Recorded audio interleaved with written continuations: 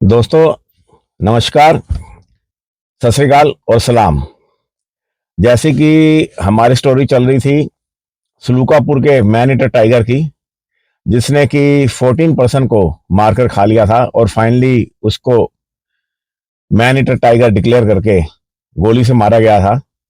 और इसके इससे पिछले एपिसोड में जैसा कि मैंने आपको बताया है कि किस प्रकार से दो कर्मचारी दुधवा नेशनल पार्क के वो जब सलूकापुर से सोनारीपुर की ओर जा रहे थे तो वो मारे गए। और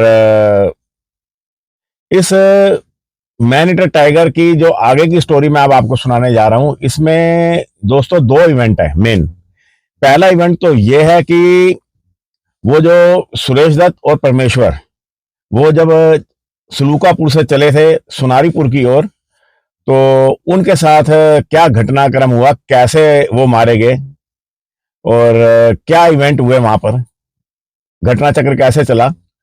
और जो दूसरा पहलू है इस स्टोरी का वो ये कि जब वो रात को पहुंचे नहीं सोनारीपुर, तो सुबह जब उनके बारे में पता चला राम लखन सिंह को कि वो पहुंचे नहीं है, उनकी खोज की गई और कैसे उनको खोजा गया, यह स्टोरी मैं आपको पिछले एपिसोड में सुना रहा था।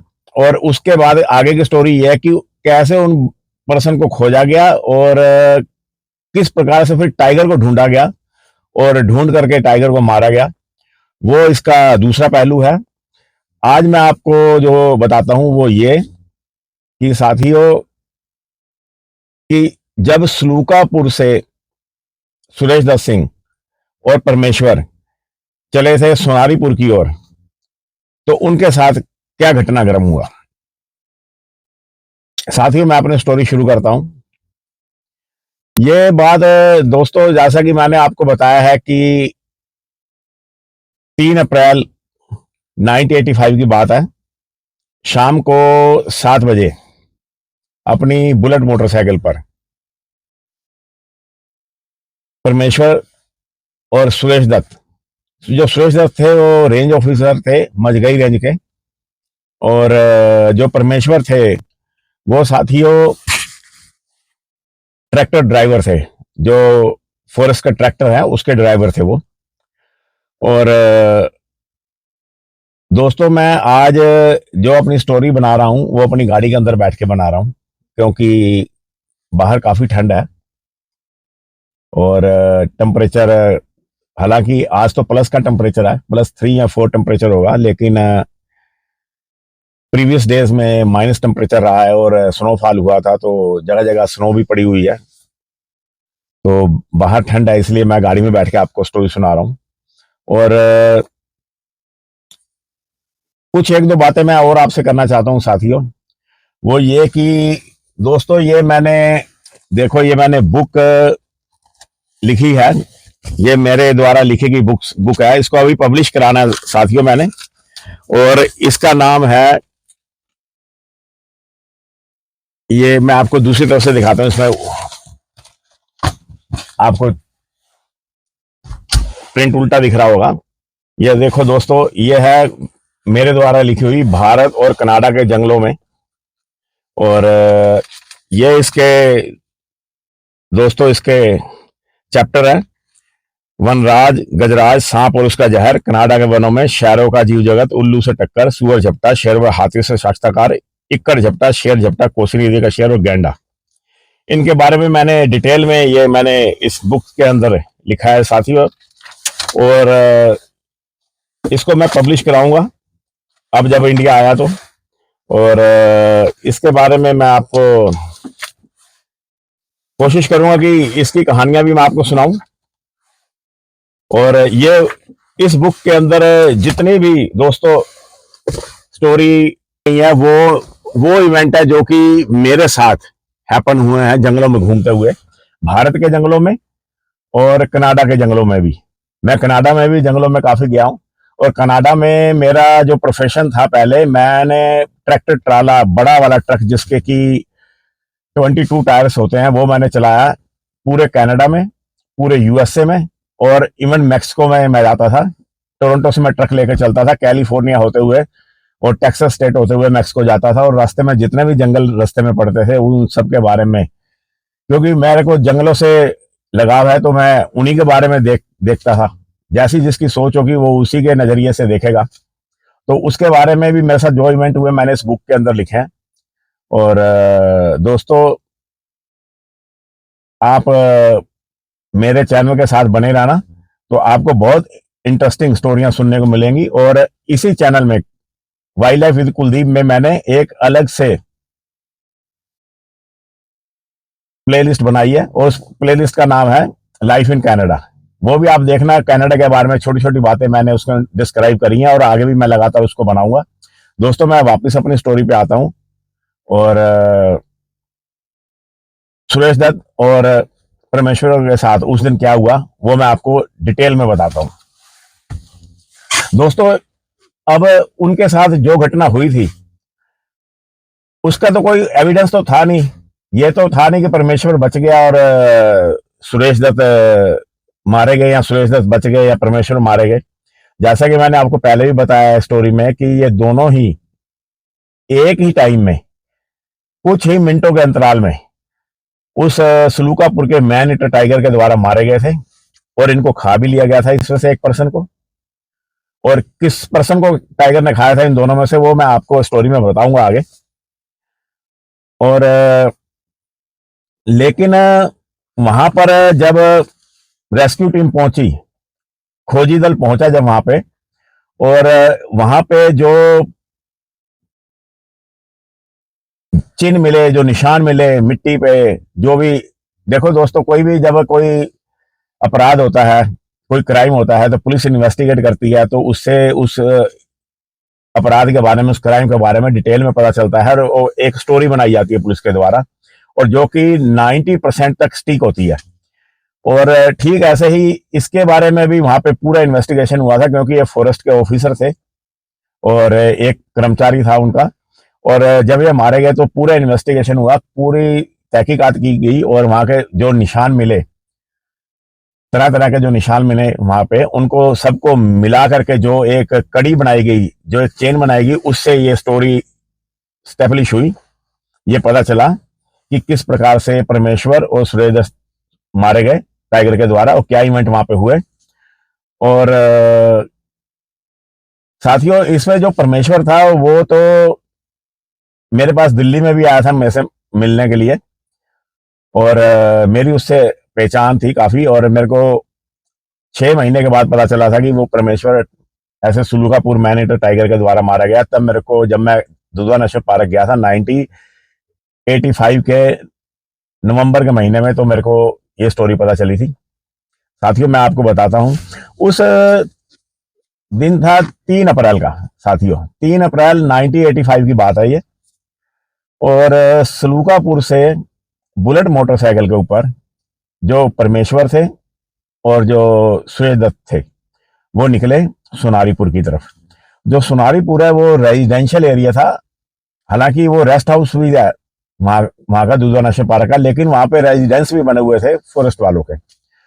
और जो सोनारीपुर का जो रेस्ट हाउस था, वहां का जो स्टाफ क्वार्टर थे, उन स्टाफ क्वार्टरों में सुरेश दत्त रहते थे, और परमेश्वर भी वहीं रहते थे, और उनकी फैमिली भी वहां पर रहती थी।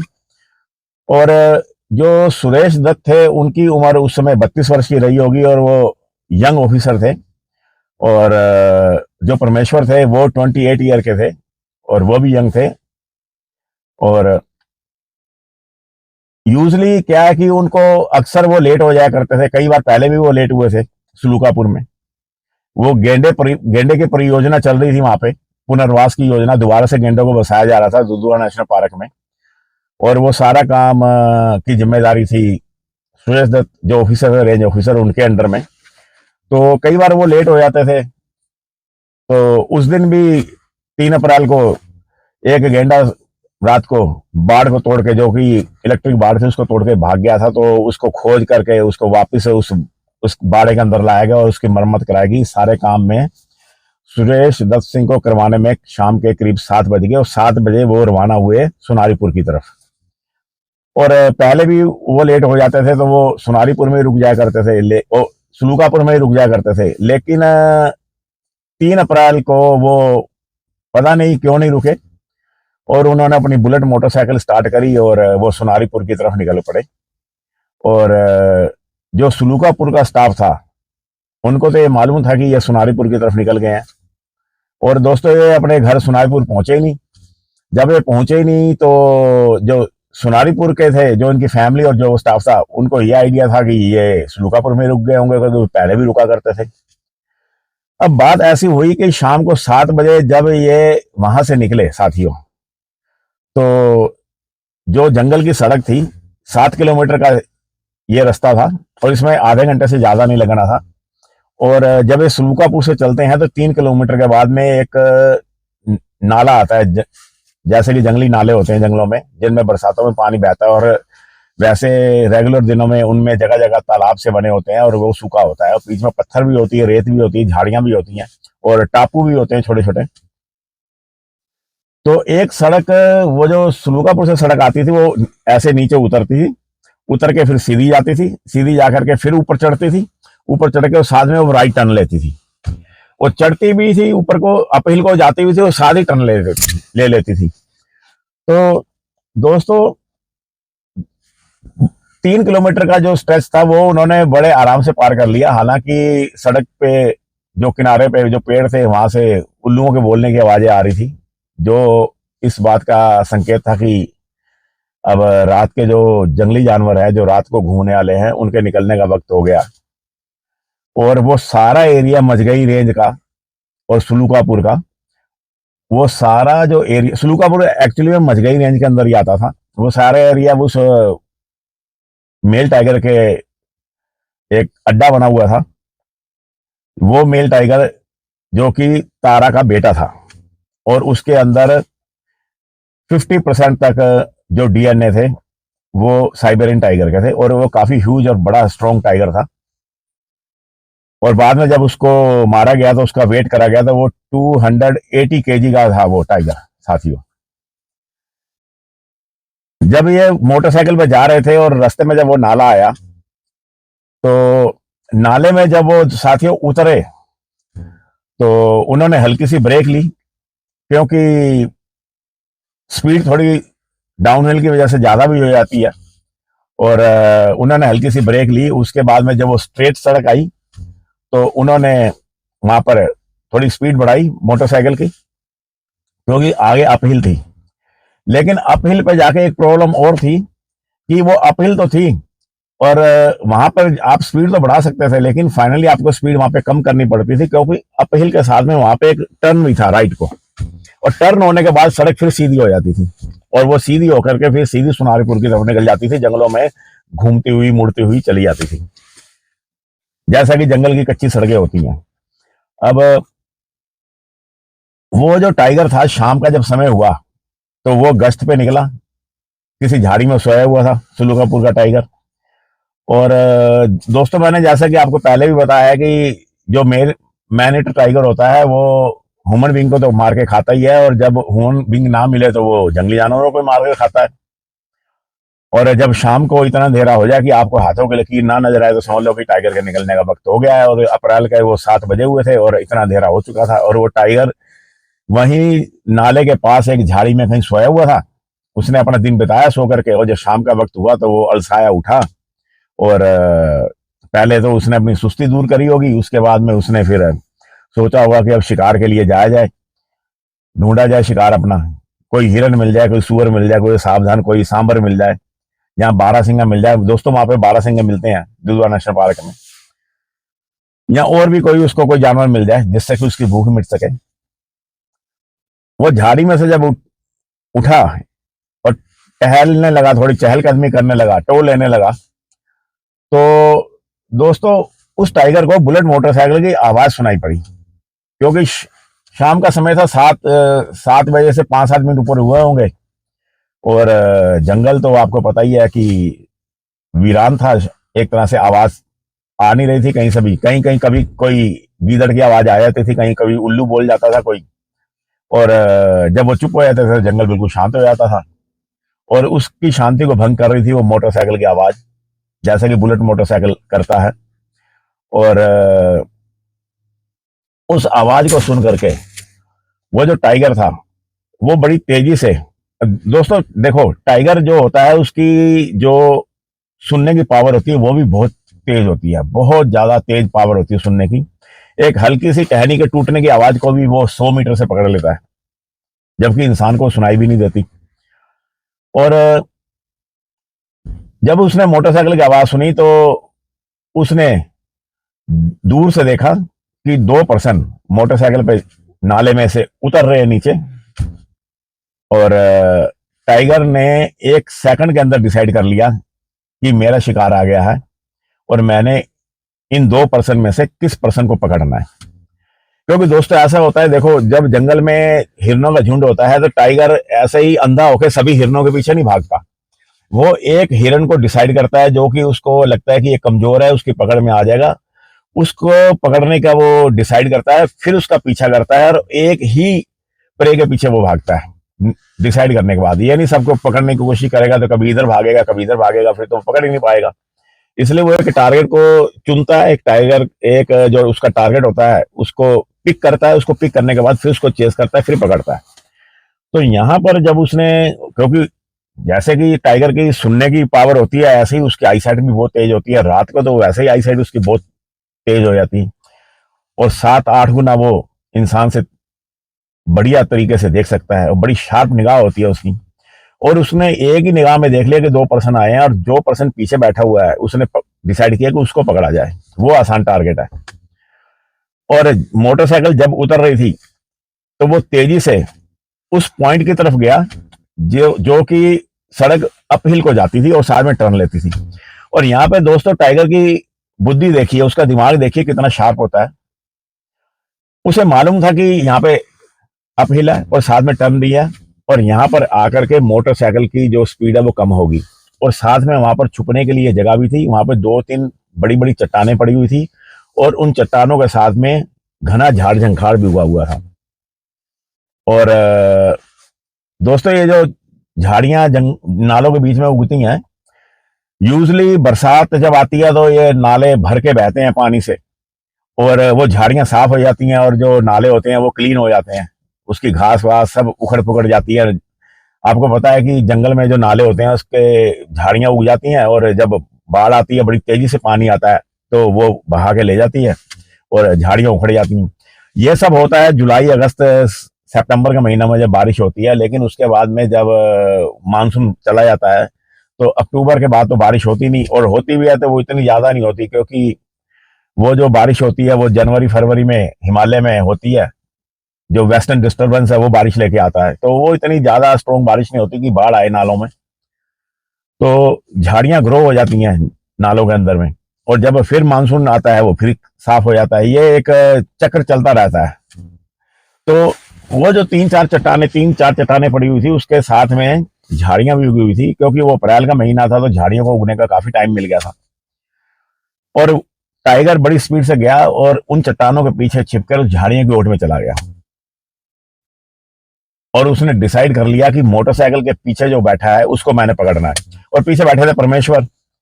और जैसे ही दोस्तों मोटरसाइकिल चढ़ाई की तरफ आई, उसने टाइगर ने एक छलांग लगाई और उसने परमेश्वर के ऊपर छलांग लगाई और पंजा मारा उसने हवा में, लेकिन मोटरसाइकिल क्योंकि स्पीड में थी तो वो थोड़ी आगे निकल गई और टाइगर का जो पंजा था वो ग्रिल पे पड़ा, जो सीट के पीछे ग्रिल होती है उसके ऊपर पंजा पड़ा, लेकिन उसके इंपैक्ट से वो मोटरसाइकिल गिर गया। जैसे ही मोटरसाइकिल वो गिरा वो दोनों जने भी गिर गए, सुरेश सुरेश भी गिर गए और परमेश्वर भी गिर गए। और टाइगर ने तो डिसाइड किया था परमेश्वर को पकड़ने का, क्योंकि वो पीछे बैठे हुए थे, सुरेश दत्त थे वो मोटरसाइकिल चला रहे थे। तो जब परमेश्वर नीचे गिरे तो नीचे गिर के जैसे ही उन्होंने उठ के भागने की कोशिश की, और टाइगर कहाँ मौका देता भागने का, टाइगर में काफी फुर्ती होती है दोस्तों, उसने एक ही झटके में, जैसे ही टाइगर नीचे उतरा छलांग मार करके मोटरसाइकिल गिरी, उसने तुरंत अपना एक्शन चेंज करा और जाकर के गर्दन से पकड़ लिया परमेश्वर को। और जब परमेश्वर को गर्दन से पकड़ लिया तो परमेश्वर के मुंह से एक चीख निकली और इधर जो सुरेश दत्त थे वो भी नीचे गिरे और वो उठे और उठ करके जो सुरेश दत्त थे वो अपहिल की तरफ ही भाग गए। क्योंकि उनको अपहिल की तरफ ही भागना था, क्योंकि पीछे की तरफ तो दोस्तों परमेश्वर को पकड़ के बैठा हुआ था टाइगर, ग्रैब करके बैठा हुआ था। अब जो सुरेश दत्त थे जब वो अपहिल की तरफ भागे तो उनको भागता देख करके जो टाइगर था उसकी शिकारी प्रवृत्ति जाग उठी और हर भागने वाली चीज को टाइगर चेस करता है। उसने जब देखा कि सुरेश दत्त भाग भाग गया तो उसने परमेश्वर को छोड़ दिया। हालांकि उसकी गर्दन में उसने अपने केनाइन गाड़ दिए थे, दांत गड़ा दिए थे, चारों केनाइन, और उसको छोड़ करके वो सुरेश दत्त के पीछे भाग लिया। और सुरेश दत्त जब तक टाइगर सुरेश दत्त के पीछे भागा तब तक जो सुरेश दत्त थे वो अपहिल को चढ़ चुके थे, स्ट्रेट रास्ते में आ गए थे और सुरेश दत्त बड़ी स्पीड से भागे। जब वो भागे तो उनको आइडिया हो गया कि टाइगर पीछे आ रहा है, क्योंकि उन्होंने पीछे मुड़ के भी देखा। जब टाइगर आ रहा है तो वो और भागे आगे और वहां पे जो सड़क के किनारे जो झाड़ियां थी, कच्ची सड़क थी, उसके किनारे झाड़ियां थी, उसकी ओट में जाके छिप गए। अब दोस्तों जब वो उसकी ओट में जाके छिप गए झाड़ियों के पीछे, लेकिन टाइगर की निगाह तो तेज होती है, बच नहीं सकते थे। टाइगर उसी झाड़ियों की तरफ जब आया भागता हुआ और अपनी स्पीड उसने कम कर दी, जब वो झाड़ियों के पास आया तो जब सुरेश दत्त ने देख लिया कि अब बचने का कोई चांस नहीं है तो सुरेश दत्त थे वो खड़े हो गए झाड़ियों में से और उन्होंने डिसीजन ले लिया कि अब इससे युद्ध करना ही पड़ेगा। और दोस्तों उस कच्ची सड़क के ऊपर अपनी जान के लिए सुरेश दत्त सिंह ने और उस सुरेश दत्त और टाइगर के बीच में एक भयानक झड़प हुई। और जब सुरेश दत्त को खड़े हुए देखा उसने टाइगर ने, तो एक सेकंड के लिए तो टाइगर भी रुक गया। उसने देखा कि ये तो आगे मुकाबले के लिए खड़ा हो गया। अभी तक तो उसने देखा था कि जितने इंसान थे वो देख के भाग जाते थे, हालांकि भागे सुरेश दत्त भी थे, लेकिन जब उसने देखा कि अब सुरेश दत्त आगे से अकड़ कर खड़े हो गए मुकाबला करने के लिए, तो एक सेकंड के लिए टाइगर खड़ा हो गया। और जब टाइगर एक सेकंड के लिए खड़ा हो गया तो सुरेश, ये सब दोस्तों वहां पे निशान मिले हैं टाइगर के बैठने के, स्क्रैच और पग मार्क्स वगैरह, वहां पे झड़प के सारे निशान मिले थे मिट्टी के ऊपर। तो उससे ये स्टोरी फिर डेवलप हुई। तो जब टाइगर एक सेकंड के लिए बैठा तो उसके बाद टाइगर इतने पास बैठा हुआ था कि वो छलांग तो ले नहीं सकता था, क्योंकि सिर्फ 3-4 फीट की दूरी पे टाइगर था।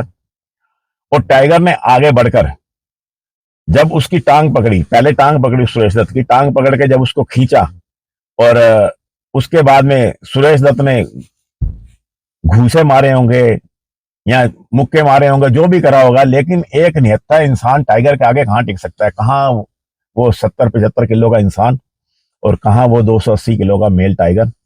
और सुरेश दत्त तो क्या, उनसे ज्यादा वजन के सांबर हिरन हो गए, जो डियर हैं दूसरे, बारहसिंगा हो गए, चीतल हो गए, जंगली सुअर हो गया, उसको वो ठिकाने लगाता रहता था जंगल में।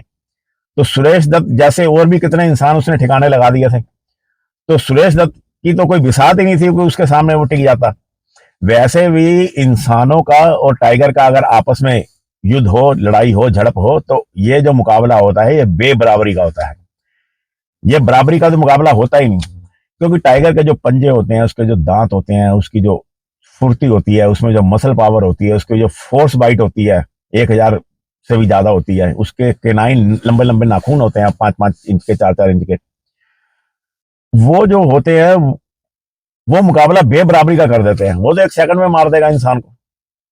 और यहाँ पर फिर भी 1-2 मिनट तो सुरेश दत्त ने मुकाबला किया वहां पर। और फाइनली जब टांग से पकड़ कर, टांग पर पकड़ा जब उसने टाइगर ने, तो सुरेश दत्त नीचे गिर गए। जब नीचे गिर गए तो उसने उसकी गर्दन पकड़ने की कोशिश की। जब गर्दन पकड़ने की कोशिश की तो सुरेश दत्त ने अपने आगे हाथ करे अपनी गर्दन को बचाने के लिए, और हो सकता है दूसरे हाथ से उसने मारा भी हो ऐसे, और यह भी हो सकता है कि एक हाथ करा हो या दोनों हाथ करे और दोनों हाथों से मारा भी हो, क्योंकि सुरेश दत्त की जो बॉडी थी उसके हाथों पर जो कलाइयां थी या उसकी बाजू थे, जगह जगह केनाइन के निशान मिले टाइगर के, जब बॉडी बाद में रिकवर की गई, जो इस बात का सबूत था कि उन बाजुओं को उसने उसके आगे रखने की कोशिश करी हुई अपनी गर्दन को बचाने के लिए, लेकिन फिर भी वो अपने आप को बचा नहीं पाए। और उसकी कलाई की जो हड्डियां थी, बाजू की हड्डियां थी, वो उसका भुरकस निकला हुआ था, मतलब वो जगह जगह से टूट गई थी, क्योंकि उसने पकड़ के ऐसे दबा दिया था जब अपने केनाइन से, तो वो हड्डियां टूट गई थी। और फाइनली उसने गर्दन से पकड़ करके और सुरेश दत्त को मार दिया। और जब सुरेश दत्त को मार दिया और सुरेश दत्त को पकड़ करके वो वहां, आपको जैसे कि मैंने आपको बताया कि टाइगर जहां पर मारता है वहां पर वो खाता नहीं है। वो सुरेश दत्त को वहां पर मार के उसके बाद वो घसीट करके वहां से करीब 200 मीटर आगे ले गया, उसी सड़क पे ड्रैग करके, क्योंकि वो ड्रैगिंग के निशान मिले उस सड़क पे खोजी दल को। जब वो आगे ले गया, आगे ले जाने के बाद में राइट साइड में फिर वो जंगल के अंदर चला गया, वहां पर घास और जंगल का एक पैच था मिक्स, उसके अंदर चला गया और वहां पर ले जाकर के उसने सुरेश दत्त सिंह को खाना शुरू कर दिया। और जब सुरेश दत्त की बॉडी को रिकवर किया गया तो उसकी दोनों टांगे खाई जा चुकी थी। जैसा कि मैंने आपको पहले भी बताया, टाइगर ज्यादातर पीछे के हिस्से से खाना शुरू करता है। तो उसकी जो बॉडी रिकवर करी गई, दोनों टांगे खाई जा चुकी थी और टांगों के ऊपर का जो पार्ट था वो बचा हुआ था। और उधर परमेश्वर के साथ क्या हुआ वो मैं अब आपको बताता हूँ। और जब परमेश्वर को छोड़ करके टाइगर भागा सुरेश दत्त के पीछे, तो परमेश्वर तो बेहोश हो चुके थे, क्योंकि 4 कैनाइन उसके गर्दन में लग गए थे और वो शायद मर जाते, लेकिन क्योंकि वो कुछ सेकंड के लिए उसने दबाया था तो वो छोड़ कर भाग गया टाइगर सुरेश दत्त के पीछे। और जो परमेश्वर थे वो 10 मिनट तक तो वहीं बेहोश पड़े रहे और बाद में फिर उनको होश आई। जब उनको होश आई तो वो रेंगते हुए वहां से उसी चट्टान की तरफ गए, जिस चट्टान के पीछे कि मैंने आपको बताया टाइगर पहले छुपा हुआ था झाड़ियों के पीछे, वहां चले गए और वहां जाकर के वो दोबारा से बेहोश हो गए। और बेहोश हो गए और उसके बाद में धीरे धीरे उनके ब्लीडिंग होती रही और ब्लीडिंग होने के बाद में फाइनली उन पे बेहोशी छा गई, खून की कमी हो गई बॉडी में और उसके बाद में उनकी भी वहां पे डेथ हो गई। और दोस्तों, इस प्रकार अपने कर्तव्य का पालन करते हुए ये दोनों फॉरेस्ट के कर्मचारी, एक तो ऑफिसर ही थे, रेंज ऑफिसर मजगई रेंज के, और दूसरे जो ट्रैक्टर ड्राइवर थे, दोनों मारे गए उस टाइगर के द्वारा 5 मिनट के अंतराल के अंदर ही। और उसमें से जो सुरेश दत्त थे उसको उसने खा लिया, जबकि टाइगर का जो टारगेट था वो परमेश्वर थे। लेकिन सुरेश दत्त को भागते हुए जब देखा तो उसकी शिकारी प्रवृत्ति जागी और उसने उसका पीछा करके उसको उनको भी मारा। और दोस्तों, मेरे आइडिया से, हालांकि एक ये आइडिया ही हो सकता है, और क्योंकि जब टाइगर सामने आता है तब कुछ नहीं सूझता, मैं कुछ बातें बता रहा हूँ वो भी कुछ काम नहीं आती। मेरे आइडिया से ये हो सकता था कि ये दोनों ना भागते और दोनों अगर मुकाबला करते तो शायद टाइगर का ज्यादा बेहतर से मुकाबला कर सकते थे, लेकिन मारे तो वो फिर भी जाते। टाइगर का मुकाबला तो 2-3 जने भी नहीं कर सकते खाली बिना किसी वेपन के। तो दोस्तों, इस प्रकार इसने उन कर्मचारी को मारा, ये मैंने अब आपको बताया है। और जब इसके पिछले पार्ट में मैंने आपको बताया था कि किस प्रकार से जो राम लखन सिंह थे वो चले थे एक खोजी दल बना करके। और मैं अपनी स्टोरी दोस्तों यहाँ पे खत्म करता हूँ, और जो इसका अगला पार्ट होगा उसमें मैं आपको बताऊंगा कि किस प्रकार से राम लखन सिंह ने वहां पे उनको खोजा, किस प्रकार से उनको ढूंढा, क्या क्या वहां पे इवेंट हुए, और किस प्रकार से उसने राम लखन सिंह और उस एक पार्टी बनी है, उन्होंने उस टाइगर को ढूंढ के मारा। और दोस्तों, मैं आपको बता दूं कि ये जो टाइगर था इसने आसानी से आत्मसमर्पण नहीं करा था, यह बड़ी मुश्किल से मारा गया था। और ये टाइगर ऐसे नहीं कि उसको ढूंढा और उसको बस गोली मार दी और खत्म। दोस्तों, इसने बहुत मुकाबला किया और इसने अपनी जान आसानी से नहीं दी थी। और ये सब मैं आपको अपने अगले एपिसोड में बताऊंगा दोस्तों, किस प्रकार उस टाइगर को ढूंढ के मारा गया। अपना ख्याल रखना मेरे साथियों। नमस्कार, सत श्री अकाल और सलाम साथियों। अपना ख्याल रखना दोस्तों।